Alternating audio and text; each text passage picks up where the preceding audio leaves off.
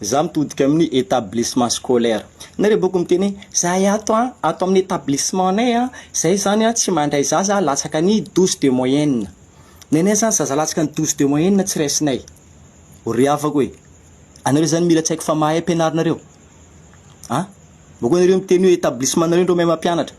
Angalainareo papadidy ampianarinareo. Izy koa nareo maloha mampahay papadidy, zay sa vao manika nareo mahay mampianatra. Anareo mila tsaiko moyenne de 12 ndraiky 13 ndraiky 14 ndro nde ampianarina amin'ny établissement na boko na miteny anandro mahay mampianatra. Ana karaha Real Madrid, ana mividy joueur mahay jiaby ambony tany ty vidinao, boko ana amizay miteny club nandro mahay. Izy koa na mafy anao entraîneur andesinareo koa migengan. Fa na mandeha Real Madrid ndraiky Barcelone, basy karaha io. Karaha io établissement reo.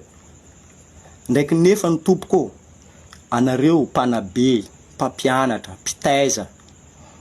Tsy haiko zany izy koa ohatra ataontsika hoe ratsiratsy noty.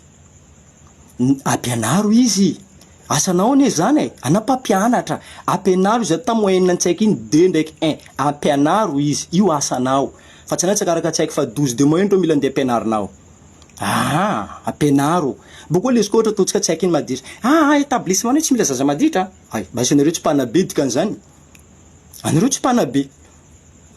Tsy haiko izy koa fa mananao bêtise, dressé eo, ampanao punition izy.